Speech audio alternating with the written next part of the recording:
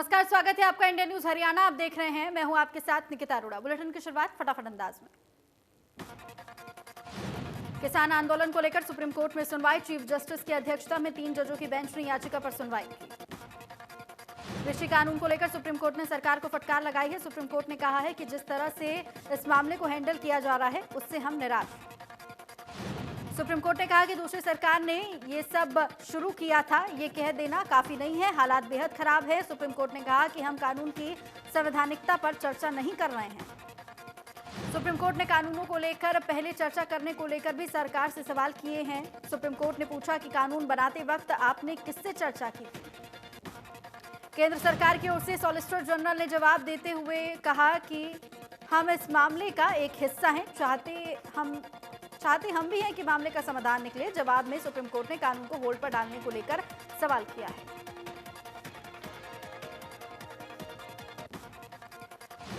करनाल के कैमला गांव में हुए विरोध को लेकर मुख्यमंत्री मनोहर लाल ने प्रेस कॉन्फ्रेंस की है। सीएम ने कहा कि इस घटनाक्रम का मुख्य जिम्मेदार गुरनाम सिंह चड़ूनी है। उनके 2 दिन से वीडियो आ रहे थे। किसान आंदोलन पर सीएम मनोहर लाल ने कहा कि इस आंदोलन के पीछे कांग्रेस का बड़ा हाथ है। कांग्रेस ने कभी किसानों के हित में कोई अच्छा फैसला नहीं किया। गुरनाम चड़ूनी ने करनाल घटनाक्रम की जिम्मेदारी लेते हुए कहा कि आगे भी बीजेपी के कार्यक्रमों का विरोध किया जाएगा। हमारा आंदोलन तोड़ने की कोशिश में है सरकार। करनाल के कैमला गांव में बीजेपी की किसान महापंचायत के दौरान तोड़फोड़ को लेकर चड़ूनी समेत 71 लोगों पर केस दर्ज किया गया। सरकारी संपत्ति को नुकसान पहुंचाने समेत कई धाराओं में केस दर्ज किया गया। हुड़दंग करने वालों की पहचान की गई। गणतंत्र दिवस पर जवानों और किसानों में हो सकता है टकराव। किसान नेताओं का ऐलान। 26 जनवरी को बैरिकेडिंग तोड़कर दिल्ली में करेंगे एंट्री। परेड करना रहेगा मकसद। 24 मार्च तक सभी किसानों से बॉर्डर पहुंचने की अपील। किसानों का आंदोलन पर बोलते हुए पूर्व सीएम और नेता प्रतिपक्ष भूपेंद्र सिंह हुड्डा ने कहा कि सरकार को किसानों की मांगें माननी चाहिए, क्योंकि किसानों की मांग पूरी तरह जायज है। भूपेंद्र सिंह हुड्डा ने कहा कि सरकार को अपनी जिद छोड़नी चाहिए। उन्होंने कहा कि कांग्रेस हमेशा किसानों के साथ खड़ी रही है। इसके साथ ही सोनीपत के खरखौदा पहुंचे राज्यसभा सांसद दीपेंद्र हुड्डा ने करनाल के कैमला गांव में हुए बवाल को लेकर बयान दिया है। उन्होंने कहा कि सरकार को टकराव का रास्ता छोड़कर किसानों से बातचीत करनी चाहिए। दीपेंद्र ने यह भी कहा कि प्रशासन ने सरकार को पहले ही टकराव की सूचना दे दी थी। हरियाणा और पंजाब का ही नहीं बल्कि देश का किसान इन कानूनों का विरोध कर रहा है। दीपेंद्र सिंह हुड्डा ने कहा कि अपने देश की जनता की बात मानने से कोई सरकार छोटी नहीं होती। सरकार किसानों को लंबी लंबी तारीख देकर अपमानित कर रही है। दीपेंद्र ने सरकार की ओर कांग्रेस पर लगाए जा रहे आरोपों को लेकर कहा कि आरोप निराधार हैं। उन्होंने पूछा कि विरोध करने वालों में जेजेपी निर्दलीय विधायक भी हैं क्या? वो भी कांग्रेसी हैं। टिकरी बॉर्डर पर एक और किसान की मौत की खबर सामने आई है। मृतक किसान जगदीश नंबरदार पंजाब के श्री मुक्तसर साहिब जिले का रहने वाला बताया जा रहा है। अब तक टिकरी के धरना स्थल पर 15 किसानों की मौत हो चुकी है। बताया जा रहा है कि किसान जगदीश नंबरदार देर रात 12 बजे चाय पीकर सोया था। सुबह करीब 3 बजे अचानक उठा और करीब 3:15 बजे उसकी मौत हो गई। हार्ट अटैक मौत की वजह बताई जा रही है। हिसार के आर्यनगर गांव में डिप्टी स्पीकर रणबीर गंगवा के विरोध का मामला सामने आया है। विरोध को लेकर सुरक्षा कर्मियों की शिकायत पर 20 किसानों के खिलाफ हत्या की कोशिश समेत कई धाराओं में केस दर्ज किया गया। शनिवार को किसानों ने डिप्टी स्पीकर का घेराव किया था। वहीं किसानों का कहना है कि पुलिस ने उन पर लाठियां बरसाई थी। पुलिस के डंडे से ही गाड़ियों के शीशे टूटे और एक सुरक्षाकर्मी को मामूली चोट लगी। कृषि कानूनों के विरोध में सिरसा के गांव रंगड़ी का युवक हाथ में तिरंगा लेकर दिल्ली के लिए रवाना हुआ। किसानों का समर्थन कर रहे युवक ने कहा कि देश का अन्नदाता सड़कों पर है और मोदी सरकार हिटलर वाले कमरे में बैठकर सारा तमाशा देख रही है। दिल्ली एनसीआर में वायु प्रदूषण को लेकर सुप्रीम कोर्ट ने सरकार से सवाल किया है और कहा है कि पराली जलाने से रोकने को लेकर कोई ठोस योजना के साथ हलफनामा दायर किया जाए।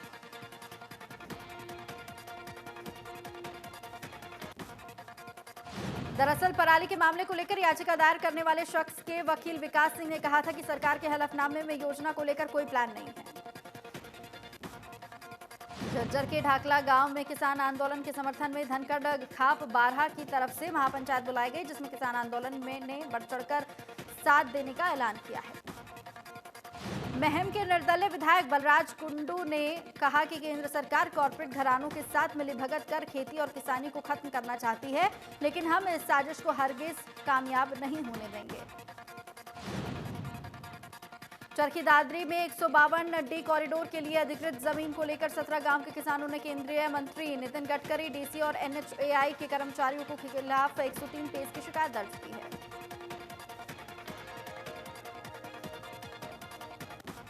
किसान नेता रमेश दलाल का कहना है कि हम इन सब को न्यायालय में ले जाकर ही दम लेंगे। उन्होंने कहा कि 15 जनवरी से ही एक नया धरना प्रदर्शन शुरू किया जाएगा। आपको बता दें कि 152 डी कॉरिडोर दादरी जिले के 17 गांव से होकर गुजरता है। जब से ये रोड बनने को लेकर जमीन अधिकृत की गई है, तब से विवाद जारी है। रामनगर में किसानों ने 2.5 से 3 महीने धरना दिया है। फरीदाबाद के सिही गांव में राजा नाहर सिंह के बलिदान दिवस पर आयोजित कार्यक्रम में अश्लील डांस का मामला सामने आया। कार्यक्रम में केंद्रीय राज्य मंत्री कृष्णपाल गुर्जर मुख्य अतिथि थे। हालांकि डांस के दौरान कृष्णपाल गुर्जर कार्यक्रम में नहीं पहुंचे थे, लेकिन आयोजकों ने शहादत पर इस तरह के डांस को लेकर कोई आपत्ति दर्ज नहीं कराई, बल्कि मंत्री और विधायकों के जाने के बाद फिर से इसी तरह का डांस किया गया। केंद्रीय मंत्री कृष्णपाल गुर्जर ने मामले को लेकर कहा कि उन्हें इस बात की जानकारी नहीं है। उन्होंने इस तरह की कारगुजारी पर आपत्ति दर्ज कराई है। इसके साथ ही उनका कहना है कि शहीदों के बलिदान दिवस पर ऐसा नहीं होना चाहिए था। गुरुग्राम के मानेसर नगर निगम की पहली बैठक ली गई। बैठक में निगम कमिश्नर विनय प्रताप सिंह और विधायक सत्यप्रकाश जारता मौजूद रहे। बैठक में मानेसर के विकास और समस्याओं पर चर्चा की गई। 14 जनवरी को होगा अंबाला में मेयर पद का शपथ ग्रहण समारोह। शहर की पहली मेयर शक्ति रानी शर्मा समेत 20 निर्वाचित पार्षद लेंगे शपथ। डीएवी ऑडिटोरियम में आयोजित होगा कार्यक्रम। अंबाला की नवनिर्वाचित मेयर शक्ति रानी शर्मा को कमिश्नर दीप्ति उमाशंकर शपथ दिलवाएंगी। निगम चुनाव में मेयर समेत 7 वार्ड पार्षदों पर एचजेपी ने कब्जा जमाया है। शक्ति रानी शर्मा अंबाला निगम की पहली मेयर पद के तौर पर शपथ लेंगी। एचजेपी अंबाला शहर में विकास और साफ सफाई के मुद्दे पर चुनाव लड़ी थी, लिहाजा मेयर के तौर पर शक्ति रानी शर्मा के लिए दोनों मुद्दे प्राथमिकता होंगे। पंचकुला में एक शख्स से 55 लाख रुपए की छीनने के मामले में एसआईटी ने इंस्पेक्टर समेत 3 लोगों को गिरफ्तार कर लिया है। मामले में इंस्पेक्टर और उसके ड्राइवर को 4 दिन के पुलिस रिमांड पर भेज दिया गया है। दरअसल पंचकुला सेक्टर 5 थाना क्षेत्र के एक शख्स ने सेक्टर 14 थाने के कुछ पुलिसकर्मियों पर 55 लाख रुपए छीनने का आरोप लगाया था। मामला गृह मंत्री अनिल विज के नोटिस में आने के बाद कार्रवाई की गई। रिमांड के दौरान एसआईटी आरोपियों से 55 लाख रुपए राशि की वसूली करेगी और साथ ही भ्रष्टाचार के और भी मामलों में पूछताछ की जाएगी। पंचकुला में आवारा पशु को बचाते हुए डिवाइडर से स्कूटी टकरा गई। हादसे में 19 साल के शख्स की जान चली गई, जबकि 2 शख्स हादसे में गंभीर रूप से घायल हो गए। रामगढ़ के नजदीक हुए हादसे को लेकर जांच अधिकारी अर्जुन सिंह ने कहा कि तीनों बच्चे अपने किसी निजी काम के चलते रामगढ़ गए थे। स्कूटी का बैलेंस बिगड़ गया, एक्टिवा ड्राइवर डिवाइडर से टकरा गई। तो वहीं कुरुक्षेत्र में दबंगों के हौसले लगातार बुलंद नजर आ रहे हैं। अमीन रोड पर एक रेस्टोरेंट के बाहर बदमाशों के फायरिंग का मामला सामने आया। फायरिंग के दौरान मौके पर मौजूद लोगों में हड़कंप मच गया। मामला सीसीटीवी में कैद हो गया। हमलावरों ने फायरिंग के बाद मौके पर एक मैसेज भी छोड़ा, जिसमें लिखा था, ये ट्रेलर है, पिक्चर अभी बाकी है। इसके बाद हमलावर मौके से फरार हो गए। कृष्णा गेट थाना एसएचओ सुनील वत्स ने कहा कि पुलिस मामले की जांच कर रही है। सीसीटीवी को कब्जे में लिया है। ट्रेलर पिक्चर वाले मैसेज के बारे में उन्होंने जांच का हवाला देते हुए कुछ भी बताने से इनकार कर दिया। हरियाणा में ग्राम सचिव की परीक्षा के अंतिम दिन परीक्षा केंद्रों पर पुलिस का बड़ा पहरा रहा है। दरअसल एग्जाम सेंटर्स पर कोरोना नियमों का सख्ती से पालन किया गया। स्कूल कॉलेजों में कोरोना से बचाव के लिए इंतजाम किए गए हैं। स्कूल कॉलेज में सैनिटाइज का काम किया गया। इसके साथ साथ स्टूडेंट्स और स्टाफ को फेस मास्क पहनने के लिए सख्त निर्देश दिए गए। टोहाना सीआईए पुलिस की टीम ने रतिया रोड पर 2 लड़कों को लूट की फिराक में योजना बनाते हुए काबू में किया है। दरअसल इनके पास से पुलिस की चोरी किए गए 22 तोले सोना और 20,000 रुपए नकद बरामद किए गए हैं। पूछताछ में आरोपियों ने बताया कि पिछले दिनों सुनाम में एक चोरी की वारदात को अंजाम दिया था, जिसमें उन्होंने 22 तोले सोना चोरी किया था। रेवाड़ी में खेड़ा बॉर्डर पर 29 दिन से किसानों का पड़ाव लगा हुआ है, जिसको लेकर स्थानीय लोगों में हड़कंप मचता हुआ नजर आया है, क्योंकि काम धंधा ठप होने से लोग परेशान हैं। मामले में आंदोलनकारी किसानों और स्थानीय लोग आमने सामने आ चुके हैं। स्थानीय लोगों ने हाईवे बंद के खिलाफ 52 में पंचायत की ओर NH 48 खोलने की मांग की है। लोगों का कहना है कि पेट्रोल पंप और ढाबों का काम बाधित हो रहा है। रतलाम में विकास की आत्मनिर्भर वाली कहानी देखने को मिली है। हीरापुर गांव में पंचायत और सरकार ने सड़क नहीं बनाई तो गांव के नौजवानों ने अपने खर्च से सड़क बनवा दी। रतला विधानसभा के गांव हीरापुर में ग्रामीण खराब सड़क से परेशान थे तो गांव के युवा सोमेश ने सड़क बनाने का बीड़ा उठाया और सड़क बनकर तैयार हो गई, जिसका उद्घाटन करने के लिए बॉबी कटारिया को बुलाया गया। 21वीं झज्जर जिला जूनियर एथलेटिक्स चैंपियनशिप शुरू हो चुकी है। लॉकडाउन के बाद बहादुरगढ़ में आयोजित हुई खेल प्रतियोगिता में खिलाड़ियों की भीड़ उमड़ी। प्रतियोगिता के पहले 10 और 5 किलोमीटर की पैदल चाल, दौड़ और जंप की प्रतियोगिता का आयोजन किया गया। प्रतियोगिता के पहले दिन 350 खिलाड़ियों ने हिस्सा लिया है। सिरसा रोड पर बिजली निगम कार्यालय परिसर में कर्मचारियों ने 2 घंटे तक रोष प्रदर्शन किया है। इस दौरान बिजली कर्मचारियों ने सरकार के खिलाफ जमकर नारेबाजी भी की। बिजली कर्मचारियों का कहना है कि रोष प्रदर्शन ऑनलाइन ट्रांसफर पॉलिसी को लेकर किया गया है। उन्होंने कहा कि ट्रांसफर पॉलिसी को लागू करने को लेकर पारदर्शिता नहीं बरती है, जिसका वो विरोध कर रहे हैं। कर्मचारियों का आरोप है कि अपने चहेतों को इस पॉलिसी से दूर रखने का कार्य मैनेजमेंट ने किया है। उनका कहना है कि इस खामियों को दूर किया जाए और साथ ही रिक्त पदों को भरा जाए। जुलाना में प्रधानमंत्री फसल बीमा योजना किसानों के लिए वरदान बनी हुई है। किसानों की आर्थिक दशा सुधारने में ये योजना काफी लाभकारी सिद्ध हो रही है। तो वहीं क्षेत्रों में जलस्तर काफी ऊपर रहता है, वहां उनके लिए ये योजना काफी लाभकारी साबित हो रही है। किसानों ने इस योजना के लिए भारत सरकार का आभार भी व्यक्त किया। फतेहाबाद में 2 बाइक सवार चोर महिला का पर्स छीनकर फरार हो गए। बाजार में महिला सामान लेने के लिए जा रही थी। मकान के बाहर लगे सीसीटीवी में झपटमारी की घटना कैद हो गई। महिला ने अज्ञात युवकों के खिलाफ केस दर्ज करवाया है, तो वहीं पुलिस ने जांच शुरू कर दी है। असंध के गांव चौगामा के पास कार में युवक का शव खून से लथपथ मिलने से हड़कंप मच गया। सूचना मिलते ही पुलिस मौके पर पहुंची और जांच शुरू कर दी। सिरसा के गांव कुमारिया में एक महिला की हत्या का मामला सामने आया है। हमलावरों ने महिला के शव को हत्या कर कुएं में फेंक दिया।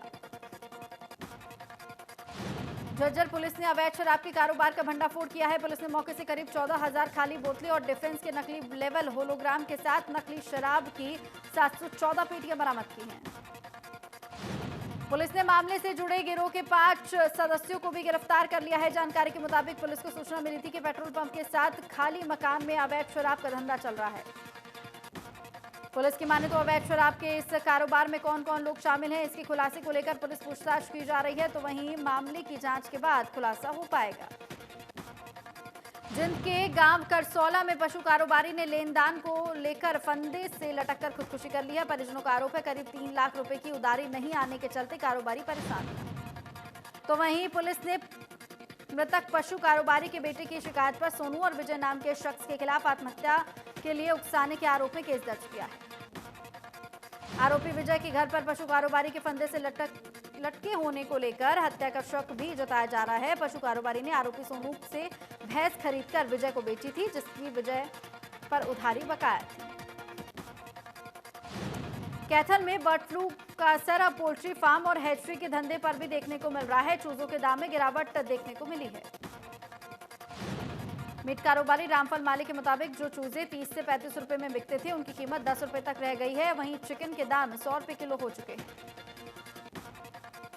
रामफल मालिक का कहना है कि पहले लॉकडाउन में हमारा धंधा काफी खराब हुआ है और अब दोबारा काम कुछ चल रहा था, लेकिन अब बर्ड फ्लू के मामले सामने आने लगे हैं, जिससे लोग अब परेशान हैं। हरियाणा में बर्ड फ्लू की पुष्टि होने के बाद घोड़ों में भी आई बीमारी से स्वास्थ्य विभाग में हड़कंप मचता हुआ नजर आया है। घोड़ों के साथ लोगों की भी सैंपलिंग की गई है। पशु विभाग ने किसी गंभीर बीमारी के न होने की बात कही। भिवानी स्वास्थ्य विभाग ने बर्ड फ्लू के साथ साथ स्वाइन फ्लू को लेकर भी सतर्क हो गया है। तो वहीं इसके लिए अलग से वार्ड की व्यवस्था की गई है। सीएमओ डॉक्टर सपना गहलावत ने इंडियन न्यूज हरियाणा पर यह जानकारी दी है। तो वहीं आपको बताएं कि भिवानी सीएमओ डॉक्टर सपना गहलावत ने बर्ड फ्लू को लेकर जो हिदायतें मिलेंगी, जो वो विभाग अमल करेगा, ये कहा गया है। इसके अलावा स्वाइन फ्लू को लेकर भी विभाग पूरी तरह तैयार है। प्रदेश में बर्ड फ्लू के फैलने के बाद पोल्ट्री फार्म मालिक एक बार फिर से निराश नजर आ रहे हैं। पहले कोरोना के चलते भारी नुकसान का सामना करना पड़ा और अब बर्ड फ्लू के चलते एक बार फिर से नुकसान का सामना करना पड़ रहा है। पानीपत में पोल्ट्री फार्म मालिक चरणजीत सिंह का कहना है कि हर साल बर्ड फ्लू की अफवाह फैलती है और नुकसान होता है। उन्होंने कहा कि मुर्गियां केवल ठंड की वजह से मर रही हैं। तो वहीं पोल्ट्री फार्म मालिक की माने तो मुर्गियों के मरने की वजह पोल्ट्री फार्म पर बॉयलर का प्रबंधन नहीं होना है। ठंड की वजह से मुर्गियों के चलते बर्ड फ्लू की अफवाह उड़ाई जाती है। सिरसा में प्रशासन बर्ड फ्लू को लेकर अलर्ट हो चुका है। तो वहीं पोल्ट्री फार्म संचालकों को जागरूक करने के लिए क्षेत्र के सभी गांव में पशु चिकित्सक पोल्ट्री फार्म का दौरा कर रहे हैं। कोरोना वायरस के खिलाफ भारत में दुनिया का सबसे वृहद टीकाकरण अभियान शुरू हो चुका है। आपको बताएं शुरू होने वाला है और इस अभियान की रूपरेखा को अंतिम रूप देने के लिए प्रधानमंत्री नरेंद्र मोदी सभी राज्यों और केंद्र शासित प्रदेशों के मुख्यमंत्रियों के साथ बैठक करेंगे। शाम 4 बजे निर्धारित बैठक में सभी राज्य टीकाकरण अभियान और अन्य मुद्दों को लेकर तैयारियों का ब्यौरा पेश करेंगे। वीडियो कॉन्फ्रेंसिंग के जरिए होने वाली ये उच्च स्तरीय बैठक अहम है।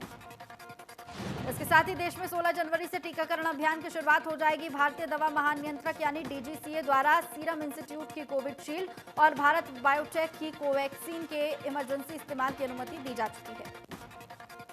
टीकाकरण को लेकर प्रधानमंत्री की मुख्यमंत्रियों के साथ ये पहली बैठक होगी। देश में कोरोना संक्रमण फैलने के बाद प्रधानमंत्री ने वर्चुअल तरीके से मुख्यमंत्रियों के साथ कई बार बातचीत की थी। दुनिया में 9 करोड़ 6 लाख से ज्यादा कोरोना केस सामने आ चुके हैं। 19,43,000 से ज्यादा कोरोना मरीजों की मौत हो चुकी है। 2 करोड़ 39 लाख से ज्यादा एक्टिव केसेस हैं। अमेरिका में 2 करोड़ 29 लाख 17,000 से ज्यादा कोरोना केस हैं। 3,83,275 कोरोना मरीजों की मौत हो चुकी है। 90 लाख से ज्यादा एक्टिव केसेस हैं। देश में 16,000 से ज्यादा नए संक्रमित केसेस हैं। तो वहीं 16,735 मरीज रिकवर हुए हैं। 24 घंटे में 150 मरीजों की मौत हो चुकी है। कुल केसों की संख्या 1 करोड़ 4,67,000 के पार है। तो वहीं 2,19,788 एक्टिव मरीज हैं। महाराष्ट्र में 3,558 नए संक्रमित मरीज हैं। 2,302 मरीज रिकवर हुए हैं। 24 घंटे में 34 मरीजों की मौत हुई है। कुल केसों की संख्या 19,69,000 के पार। तो वहीं 54,179 एक्टिव मरीज। राजधानी दिल्ली में 399 नए संक्रमित मरीज मिले हैं। तो वहीं 602 मरीज रिकवर हुए हैं। 24 घंटे में 12 मरीजों की मौत हो चुकी है। कुल केसों की संख्या 6,30,000 के पार है। 3,468 एक्टिव मरीज मिले हैं। यूपी में 275 नए संक्रमित मामले सामने आए हैं। 561 मरीज रिकवर हुए हैं। 24 घंटे में 2 मरीजों की मौत हुई है। कुल केसेस की संख्या 5,93,000 के पार। तो वहीं 11,134 एक्टिव मरीज। राजस्थान में 475 नए संक्रमित केस मिले हैं। 476 मरीज रिकवर हुए हैं। 24 घंटे में 3 मरीजों की मौत हुई है। कुल केसों की संख्या 3,13,000 के पार, करीब 7,000 एक्टिव मरीज। हरियाणा में 234 नए संक्रमित केस मिले हैं। तो वहीं 286 मरीज रिकवर हुए हैं। 24 घंटे में 1 मरीज की मौत हुई है। कुल केस 2,65,000 के करीब, 2,510 एक्टिव मरीज। जापान में कोरोना वायरस का एक और नया स्ट्रेन मिला है। ब्राजील से जापान पहुंचे यात्रियों में ये स्ट्रेन मिला है और ये स्ट्रेन दक्षिण अफ्रीका और ब्रिटेन में मिले संक्रमित लोगों के स्ट्रेन से अलग है।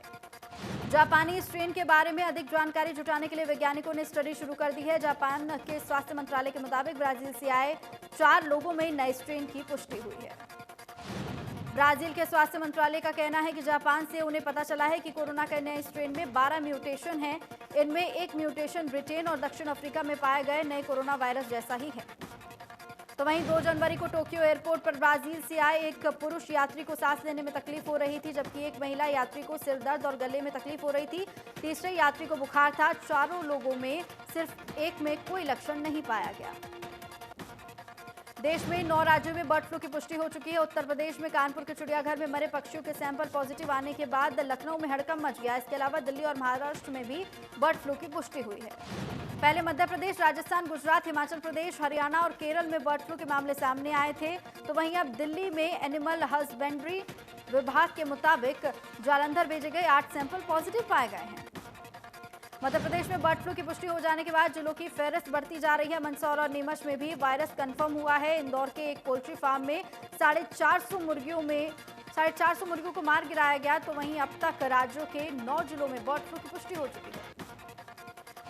पक्षियों की मौत की पहली खबर 25 दिसंबर को पहली बार राजस्थान के झालावाड़ से सामने आई थी। राजस्थान के 11 जिलों में बर्ड फ्लू की चपेट में है। इसके साथ ही सवाई माधोपुर, पाली, दौसा और जैसलमेर में भी बर्ड फ्लू की पुष्टि हुई है। भारत और ऑस्ट्रेलिया के बीच सिडनी टेस्ट ड्रॉ रहा है। 5वें दिन भारत ने संभलकर खेलते हुए ऑस्ट्रेलिया के जीत के मंसूबों पर पानी फेर दिया। दोनों ही टीमें अब तक सीरीज में 1-1 की बराबरी पर हैं।